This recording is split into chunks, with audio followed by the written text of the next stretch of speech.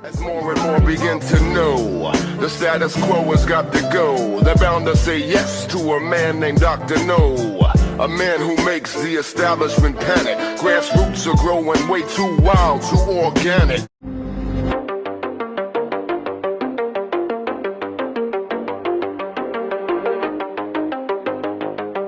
So during conversations with Israeli officials, it became clear to the Biden administration that Israel believed mass civilian casualties were an acceptable price of the bombing campaign in Gaza, and this was reported by the New York Times late on Monday.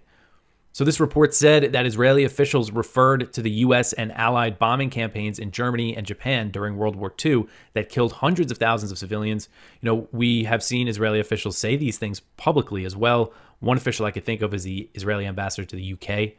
And this reference includes the U.S. bombings of Japanese cities, the fire bombings of Japanese cities, which in one night in Tokyo in 1945, it's estimated that somewhere around 100,000 civilians were killed in U.S. firebombing, burned to death. One of the most brutal ways you could kill someone. And this also includes, you know, they're also referencing the dropping of the atomic bombs on Hiroshima and Nagasaki. So this is what they're talking about. And the reason I thought it was important to highlight this is because this shows that the U.S. knows, and as we're seeing it play out in Gaza, these massive civilian casualties, and we see U.S. officials shrugging it off, claiming that they're trying to do something, but you know, it just goes to show that they know what they're supporting, and it hasn't stopped that support.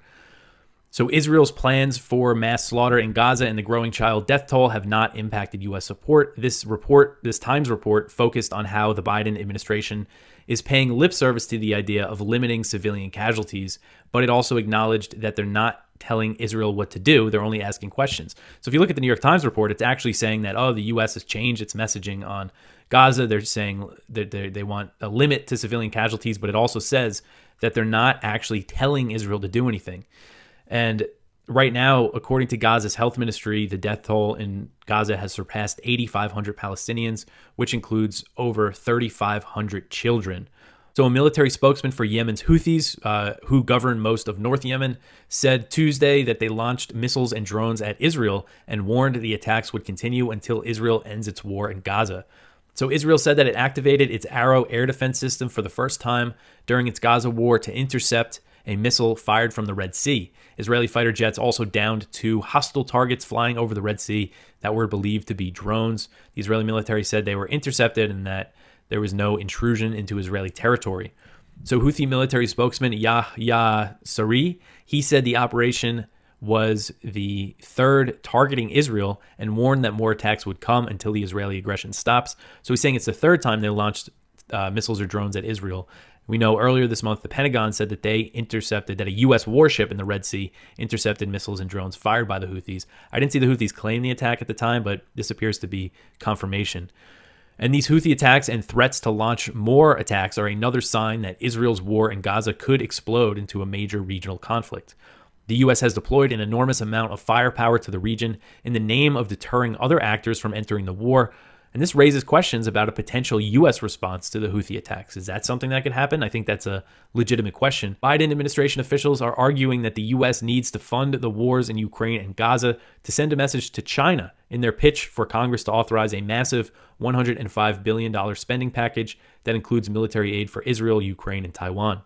Secretary of State Antony Blinken said at a Senate Appropriations Committee hearing on Tuesday, quote, "What happens in Ukraine, what happens in the Middle East, also matters for the Indo-Pacific. Beyond Europe, we know that our allies, as well as our adversaries, as well as our competitors, are watching that conflict. They're watching our response. So this funding request is vital to secure a free and open Indo-Pacific in the face of mounting challenges in that region," end quote. So Secretary of Defense Lloyd Austin made the same argument at the hearing. He said, quote, "China would like to see the United States be unsuccessful. They would like to see Russia continue to challenge us and keep us focused on that area so we have less time, energy, and resources," end quote. So it's kind of strange because he's saying that China would like the U.S. to keep spending on the war in Ukraine in an argument to say, give us more money to spend on the war in Ukraine. It's strange. And not that I agree with them, but I know there are some China hawks who argue that the U.S. should be more focused on, Taiwan. So they should scale back what they're doing in Ukraine to focus on that, which makes more sense than trying to do it all. I don't think the U.S. should do any of this, of course, but if you're going to be strategic about it, I feel like there's just a much smarter way to go about everything. But this seems more like imperial hubris from the Biden administration trying to fund all these conflicts. The civilian leader of the North Atlantic Treaty Organization condemned the Hamas attack on Israel, but emphasized that support for Tel Aviv must not encroach on aid for Ukraine. Secretary General Jens Stoltenberg went on to warn Iran and Hezbollah against attacking Israel as Tel Aviv relentlessly bombs Gaza. So speaking at the Nordic Council in Oslo, Stoltenberg expressed that military support was the only way to achieve peace. And this is something you repeatedly hear him say, is that we need weapons for peace. He said, quote, "A new winter is approaching and we must expect new attacks against energy supplies and other critical infrastructure. There are no signs that Russia is planning for peace. On the contrary, they are planning for more war. Therefore, we must continue to support Ukraine. That means more weapons. And I say that because I want peace in Ukraine," end quote. Sure. And the quote that he said about Gaza was that the war, quote, "must not lead to a weakening of our will and ability to support Ukraine," end quote. Here's Gerald Salenti with today's trends in the news. Go to CNN and look at one of their major stories. Matthew Perry's former fiance pays tribute to the late actor. What the fuck do I care? I don't even know who the fucking guy is. What the fuck do I care? Put this in People's Magazine, but I'm mentioning this is because this is what the mainstream media has become. Total fucking bullshit scum shoving down your throat. And to get this clear, we're giving you in the Trends Journal what nobody else in the world is giving you in a magazine. Oh, let's go to the economy now. Oh, hey, the markets, they went up today and yesterday. Yeah, but the S&P 500 and the NASDAQ are in correction territory. How come? Oh, because when you go back to July, we had forecast exactly what would happen. And it's happening now. The markets went down in September and October. The clip is there for everyone to listen to. New York Times yesterday, actually Sunday, Netanyahu ignored warnings from security services that they were fueling dangerous political turmoil. And they warned them of an attack. They knew it was coming. When all else fails, they take you to war. This is the Netanyahu who said yesterday, Israel would not agree to a ceasefire in Gaza, and quoted the Bible that this is a time for war, end quote. Ladies and gentlemen, the Bible says there is a time for peace and a time for war. This is a time for war. So go back to your cover of your Trends Journal. Politicians, fuck peace. War is the only solution. All right? Fuck you, Netanyahu. My God does not believe there is a time for peace and a time for war. So I would say to you, shove your Bible up your ass. And your ass is probably wide enough to shove a Bible up it, because all that ever comes out of you is a load of shit.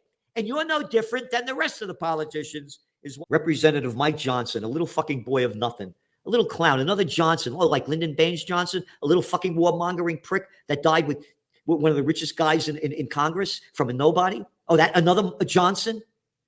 Yeah. He said that Moscow, Beijing, and Tehran are a trilateral threat to Washington. No, they're not. Big priorities in this moment right now. We have Israel being attacked. No, Israel's now killing everybody, not being attacked. We have unrest, because the fucking country's going down the crapper because of scumbags like you and the other repulsive kids and Democrats, murderers and thieves, a crime syndicate that people call Congress and the White House. We have Ukrainian situation we've got to deal with. No, we don't have to fucking deal with it. Hey, scumbag, we got to go deal with it? Go over there and deal with it, all right? Or shut your little mouth. We have China being aggressive. Yeah, like the United States isn't. We have Iran with all meddling. Oh, the United States doesn't meddle anywhere.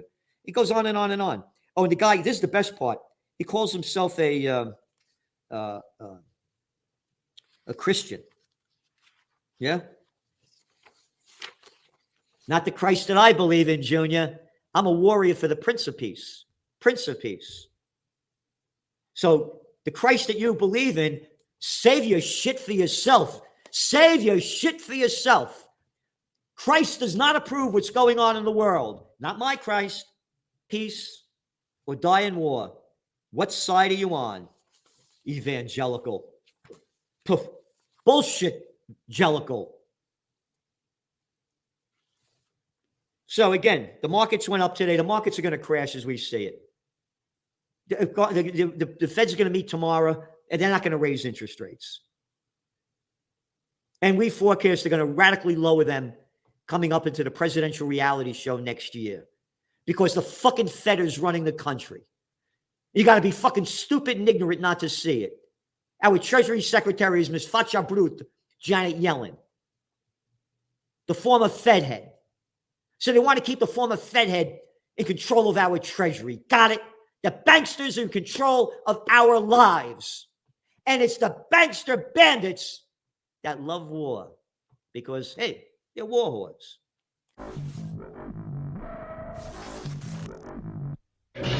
The deterioration of nuclear arms treaties, especially within the context of the war in Ukraine, presents worrying trends not seen in generations as Washington and Moscow are one step away from direct conflict. The doomsday clock now stands at 90 seconds to midnight, the closest to global catastrophe it's ever been, according to the Bulletin of the Atomic Scientists. It's a shame we've even got a doomsday clock. Could we set it back for summertime? Don't move that thing forward! We've only got 90 seconds! But the farmers! The Russian Duma has advanced plans to withdraw ratification of the Comprehensive Nuclear Test Ban Treaty, citing the need to restore parity with the US, which has yet to ratify the decades-old treaty. While the decision to withdraw ratification will not be as damaging as America's unilateral withdrawal from the Anti-Ballistic Missile Treaty and the Intermediate Range Nuclear Forces Treaty in 2002 and 2019 respectively, it serves as another reminder that attention must be directed towards addressing an increased nuclear threat, especially as war rages in Ukraine. The US must lead by example, like ratifying the CTBT when it comes to international treaties it expects other countries to abide by. I'd like you to abide by this treaty. Will you be abiding by this treaty? That's your treaty. Keep that treaty away from me. And why don't you sign that treaty, you warmonger? Unsurprisingly, following Russian President Vladimir Putin's comments on the subject earlier this month at the Valdai International Discussion Club, bit relaxed.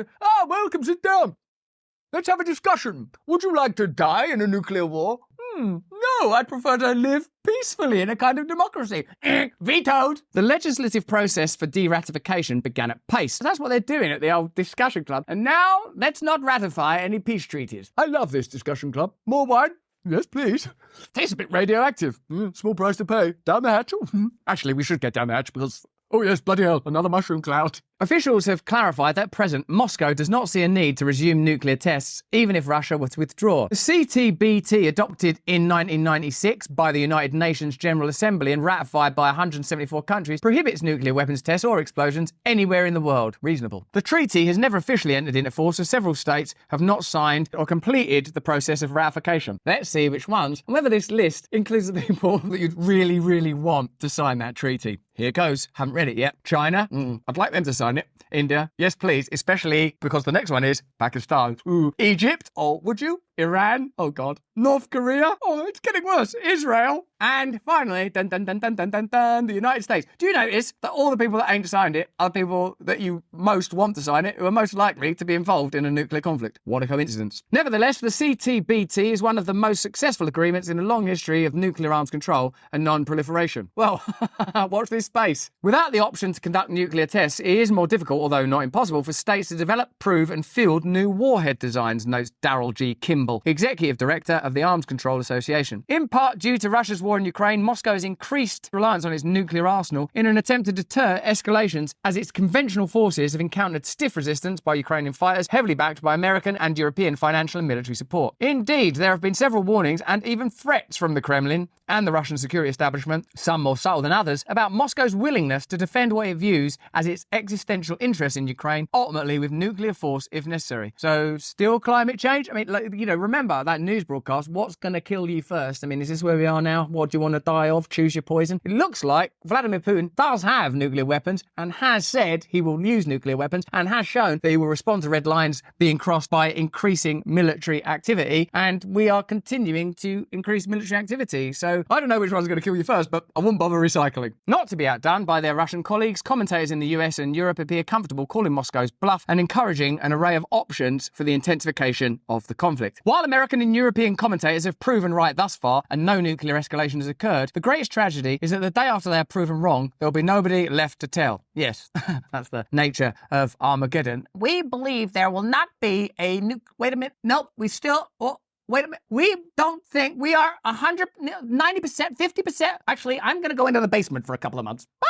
Following the near-apocalyptic episode remembered as the Cuban Missile Crisis, leaders from the US and the Soviet Union sought to establish mechanisms to prevent once again from being on the doorstep of nuclear annihilation. Yeah, it's not a good doorstep. Ding dong! Oh, they're not in. These began in 1963 with the Limited Test Ban Treaty, and by 1985, Mikhail Gorbachev and Ronald Reagan jointly stated that nuclear war can never be won and must never be fought. Sensible. Those were the glory days, weren't they, of Gorbachev and Reagan? We've come a long way, baby. We must have nuclear wars. Yes, we must. Ah, progress. Is this what progress means, Daddy? It is, son. It is, son. Now go get yourself a job at Burisma. You're overqualified, if anything. Take this gas mask. The two leaders eventually went on to sign the Intermediate Range Nuclear Forces Treaty, which represented the first time the US and USSR agreed to reduce the actual number of nuclear arms. As strategic stability between the two most heavily equipped nuclear states on Earth continues to deteriorate and the deplorable state of diplomatic relations does not bode well for the return of nuclear treaties, China, Britain and others are seeking to modernise and enhance their nuclear capabilities. It's also possible that more states may resort to developing their own nuclear arsenals, viewing the possession of such weapons as the only real means of self-defence in an increasingly disorderly world. Another facet of the apocalypse we've not considered. Have you not seen the upside? What about those guys over in nuclear weapons manufacture? It's a boon for them and a boom for us. For its part, the US is in the process of a $2 trillion, 3 decades long initiative to upgrade its nuclear triad and accompanying infrastructure. A recently published report by the Congressional Commission on the Strategic Posture of the United States paints an alarmist picture of the strategic threat the US faces in the world today and offers recommendations that will likely produce, fingers crossed,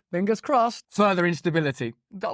As the Quincy Institute's Bill Hartung recently wrote, astoundingly, the Commission argues that these investments are not enough and that the US should consider building and deploying more nuclear weapons, even as it endorses dangerous and destabilizing steps like returning to the days of multi-warhead land-based missiles while placing nuclear-armed missiles in East Asia. These steps would only introduce more uncertainty into the calculations of China and Russia, making a nuclear confrontation more likely. So it's not just in your imagination, things are actually getting worse. Fuel prices are increasing, food prices are increasing, health is getting worse, children are becoming more obese, peculiar pandemics, strange policies and outcomes, and treaties that protected our future are being torn up, and nations across the world are increasing their nuclear weapons arsenal. You run your mouth and I run my business, brother. You tell everybody I'm busted. You talk so much you got me disgusted, but you run your mouth and I run my business, brother. We've got the new Speaker of the House, and this was an article from NBC. In his first act, Speaker Mike Johnson uses Israel aid to pick a fight with Joe Biden. All right, so let's read a little bit of the fight that he's picking with Joe Biden. And so here we go. I got to pull up this full screen. I understand that the priority is to bulk up the IRS. But I think if you put this to the American people and they weigh the two needs, I think they're going to stand with Israel and protecting the innocent. Over there is our national interest and is more immediate than the IRS agents, Johnson told Fox News. The White House pushed back, accusing Republicans of trying to help the wealthy and big corporations cheat on their taxes with a proposal that would grow the deficit. And by the way, just talk about being an excellent son of a bitch lawyer, because the best sons of bitches are the ones that like just do it with a smile. They seem calm. They seem like nice people, and they turn around and they just go, "Oh, look at, hey pal, I got this leverage on you. Hey, listen, I'm trying to help you out, but I just want you to know that I've got this information on you. And so if you don't kind of do what I want to do, just to help you out here." And so here, this guy's figured out the one way that even I will go, yes, just send all the money over to Israel, which is if we don't send it to Israel, we're getting more IRS agents. Listen, it's one or the other. This money's been dedicated to government, and either we can use it to hire more IRS agents that are going to come after you and, make it that you have to spend more money so that we actually do have enough money to go to Israel, or we can just send it directly there, in which case, we can avoid the whole IRS needing to shake you down problem. There you go. Well, talk about a good son of a bitch lawyer over there, who figured out how to play the one card that even I'm like, yeah, send it over there. All right, wait. I think I had another piece on that. Politicizing our national security interest is a non-starter, White House Press Secretary Karine Jean-Pierre said in a statement, demanding offsets for meeting core national security needs of the United States, like supporting Israel and defending Ukraine from atrocities and Russian imperialism, would be a break with the normal. All right, I guess that was all I had on that. Security officials constantly spoke of the need to strengthen the more moderate Palestinian Authority, strengthen them at the expense of Hamas, said Yohan Plesner, a president of the Israel Democracy Institute, a Jerusalem-based think tank. But he said Netanyahu saw it as quite a desirable outcome to have two separate political entities representing the Palestinian people. In public statements, Netanyahu has said the Palestinian Authority, led by President Mahmoud Abbas, can't be a partner for peace because while it recognizes Israel, it doesn't recognize Israel as a home for the Jewish people and hasn't engaged constructively in peace negotiations. Palestinian leadership says Netanyahu adds conditions aimed at obstructing peace negotiations. Starting in 2019, Netanyahu appeared more focused on repeated rounds of elections and tackling Hamas. No Israeli political party could get enough votes to dominate parliament, leading to a years-long stalemate. Okay, enough of that. I do want to play this one video from the Jordan King. I didn't even know Jordan had a king. I don't know anything about this guy. Oh, it's not going to play anyways. He was basically just speaking out against collective punishment, and that anytime that you have collective punishment or the targeting of civilians, that is a war crime and everyone should be against it. Which brings me to this recent incident that took place in, I believe, Dagestan, where a pro-Palestinian mob, this is from the New York Post, forced flight from Israel to Russia to be diverted and target next airport where landed too. And so I've been of the approach that Israel acting like I've even put it in their terms. We live in a new world with social media. I don't think they're going to be able to hold people from seeing this. Like 2 years ago, how often were we hearing about Gaza? You'd have to be listening to a Scott Horton show to hear about how it's an open air prison. There wasn't much coverage of it. I know the internet. I kind of know media. And I'm like, I'm watching what you guys are doing. You're clearly being aggressive. You're clearly blowing up buildings. There's clearly civilian casualties. I don't think you're going to keep a wraps on the story. And not only do I not think you're going to keep a wraps on the story, I don't think it's a convincing thing of, hey, we told these people that you're human shields and now we have a right to kill them. I don't buy that as a very convincing argument. And I look at this and I go, I think this will lead to anti-Semitism. And then, of course, they go the other way with it and they go, they make one of two claims. One is that it's that people are anti-Semitic, and this is the exact reason why we need Israel and Israel to be so aggressive, which totally just kind of skirts the idea that people might be anti-Israel or become anti-Semitic because of the actions being actually taking place, which are aggressive, in my opinion. And so the flip side of it is that they try and take a racist stance, which is like, no, I guess Muslims are a natural enemy. We've just allowed them into all these countries. They're pretending to be peaceful and just wait till they have power. And so Israel's on the front lines. But how is that a livable approach to life? And maybe when I say how is that a livable, you go, well, you're not contending with reality. I don't see any proof of it. And I don't see how through a modern lens, that's not some element of racism or genocide. And I in my personal life, I've never dealt with a Muslim who wasn't a nice person. I've never had an issue, not once. And so I look at this and the aggressiveness, and I go, guys, I don't think the optics on this look good for you. I don't think it's a win for Israel. I don't think it's a win for Jews in general.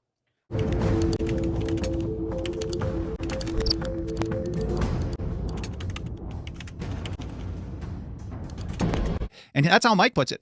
It takes a lot of money to run the biggest government in the history of the world. The federal government ran a $1.695 trillion budget deficit.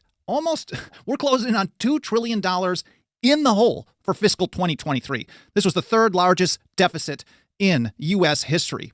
And he goes on. Meanwhile, back at the ranch, the national debt blew past $33 trillion on September 15th. Just 20 days later, this should hopefully, I know the numbers are so incredibly astronomical that it's hard to really wrap your head around how much this really is.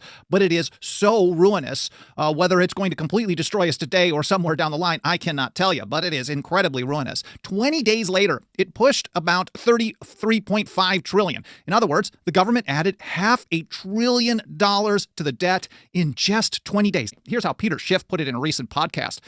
Nobody understands that this crisis has started. So whether or not we look at the broader definition of how I'm looking at an economic crisis, a crisis of spending too much, a crisis of too much government power, a crisis of attacking your liberty in order to fund all this stuff, whether it's through stealing through the IRS or it's through, well, the inflation tax, destroying your purchasing power by just printing stuff out of thin air.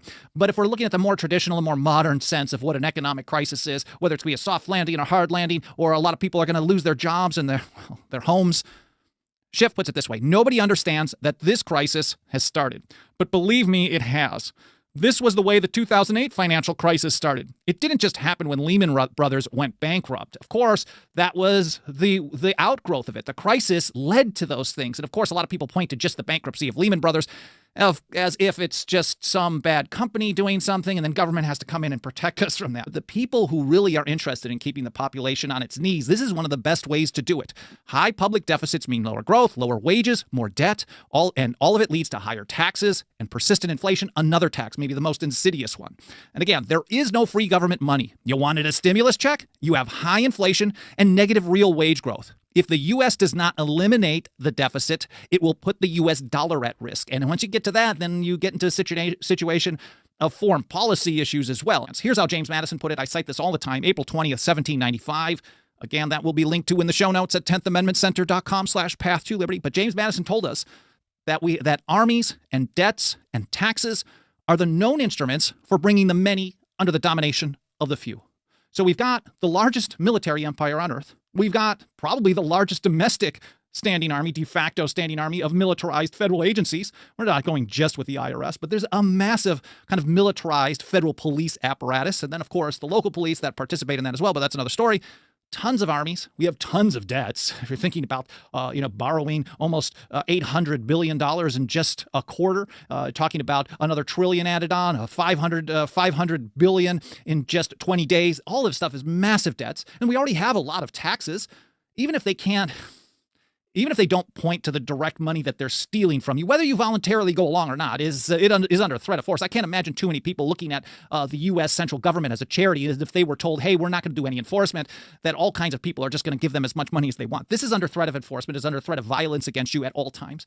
And we've got tons of armies, tons of debts, tons of taxes. Of course, Janet wants to give us even more because it's not enough enforcement. The big problem we have is that there's not enough tax collection. That's really the issue that we have. It's always not enough tax collection for these people. Anyways, we've got a trifecta there. And here's how Mike Maharrey put it somewhere. If I can figure out where I put this, I have no idea. Oh, here's how he put it. The national debt has been growing for so long that most people just shrug when we talk about it. They don't care. Nobody seems particularly concerned outside a handful of contrarians. Maybe us, maybe you, maybe me. But he says the most likely scenario is that spending will continue to climb along with the budget deficits. There's no telling how high these annual deficits could run. It's a fiscal powder keg. All it needs is a match. So some people think, no big deal. We can't worry about this. Maybe it's because it's so massive or because, government-run schooling told them, don't worry about this stuff. But Mike puts it this way. Sure, most everybody recognizes that this might be a problem down the road, but they believe that the road is long, so we can get away with continuing to kick the can. But mark my words, eventually they will run out of road. But Thomas Jefferson in 1792 wrote, talking about his views versus Alexander Hamilton's. And he says, this exactly marks the difference between Colonel Hamilton's views and mine, that I would wish the debt paid tomorrow. He wishes it never to be paid, but always to be a thing wherewith to corrupt and manage the legislature. So if you think about what Janet was having to say, we need more power in the IRS. We need more enforcement by the IRS. We need more tools to create better voluntary compliance, which is not really voluntary compliance for the IRS. She's basically saying, well, we've got all this deficit. We're going to keep the spending, but this will manipulate the legislature maybe into spending more money on the IRS. This is exactly how it's playing out. We've had the Hamiltonian approach ever since, unfortunately. And it is absolutely destroying our liberty, giving us the largest government in history. Thomas Jefferson was absolutely right. I think no one sums this up better than Lysander Spooner right at the very, very end of No Treason number 6. Again, this will be linked to in the show notes. You should read it in full. And Spooner put it this way. The lesson taught by all these facts is this. As long as mankind continue to pay national debts, so-called, that is, so long as they are such dupes and cowards as to pay for being cheated, plundered, enslaved, and murdered, so long there will be enough to lend the money for those purposes. And with that money, a plenty of tools called soldiers can be hired to keep them in subjection.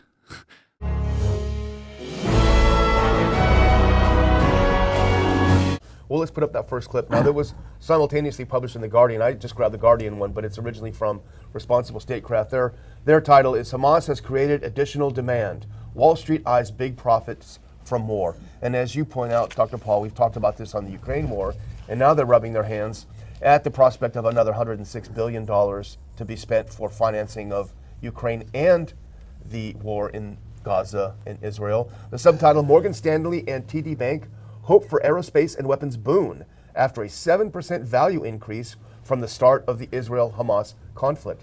Now go to that next one. This is the opening of the article.